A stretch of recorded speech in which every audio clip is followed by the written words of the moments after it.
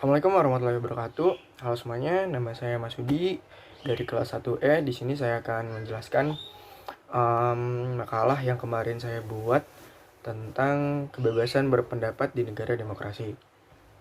Jadi arti dari kebebasan berpendapat itu, kebebasan berpendapat di muka umum merupakan salah satu bagian hak asasi manusia, di mana kemerdekaan setiap warga negara untuk menyampaikan pendapat di muka umum merupakan perwujudan demokrasi dalam tatanan kehidupan bermasyarakat, berbangsa, dan bernegara. Nah, hukum kebebasan berpendapat ini berdasarkan konstitusi menyampaikan pendapat di muka umum dijamin dalam pasal 28 Undang-Undang Dasar. Nah, jadi kita itu dalam mengemukakan pendapat bebas nih. Bukan artian bebasnya itu kita bebas untuk mengeluarkan kata-kata yang tidak baik seperti itu. Jadi kita itu sudah dijamin dan dilindungi undang-undang dalam mengemukakan pendapat. Lalu ada kebebasan berpendapat dalam demokrasi.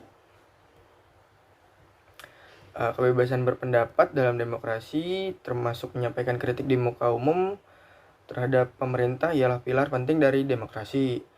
Di berengusnya kebebasan berpendapat, berpikir, berserikat, dan menyampaikan kritik di muka umum akan menyebabkan demokrasi berjalan pincang. Nah, jadi apabila di suatu negara demokrasi kebebasan berpendapat itu dibatasi atau istilahnya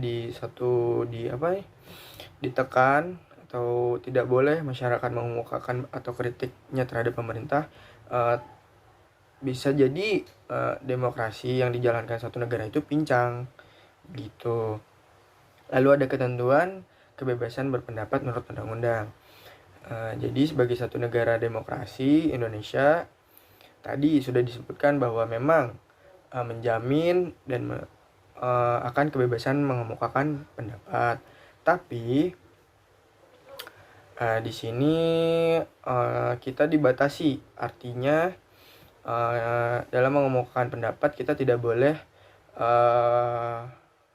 memberikan suatu kata-kata kasar atau ujaran kebencian kepada satu pihak. Dan pendapat kita ini artinya harus terukur gitu. Jadi tidak asal dan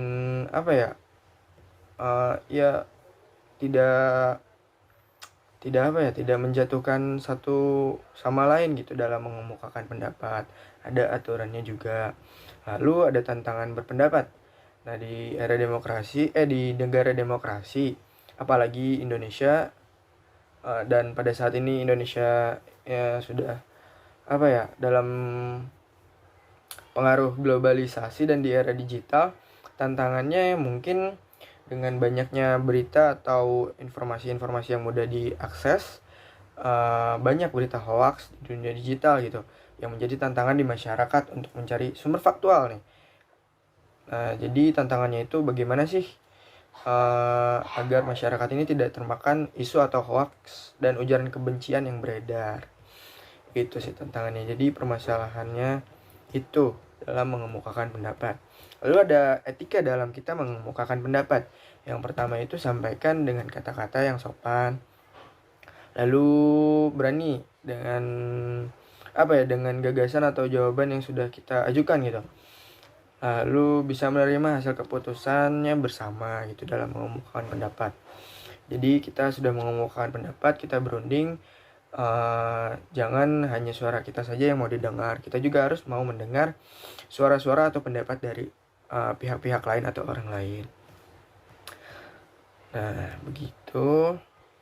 Lalu di sini juga ada batasan dalam mengemukakan pendapat.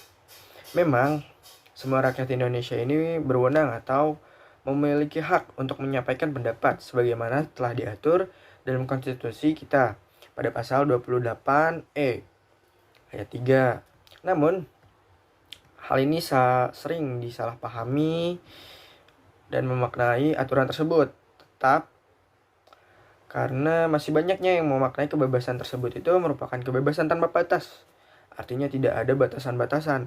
Padahal di situ ada batasan-batasannya. Jadi kita dalam mengungkapkan pendapat itu tidak Tidak dalam artian bebas semau kita, tapi ada aturan mainnya dan juga ada tatanannya.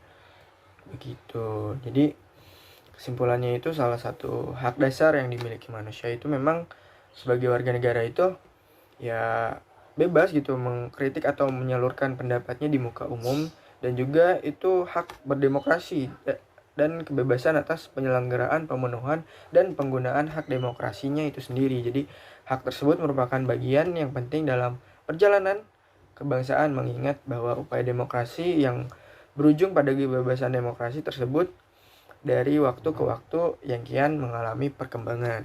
Seperti itu teman-teman. Ya mungkin seperti itu saja ya. Ya mungkin itu saja yang dapat saya sampaikan. Kurang lebihnya mohon maaf. Wabillahi taufiq wal hidayah. Wassalamualaikum warahmatullahi wabarakatuh.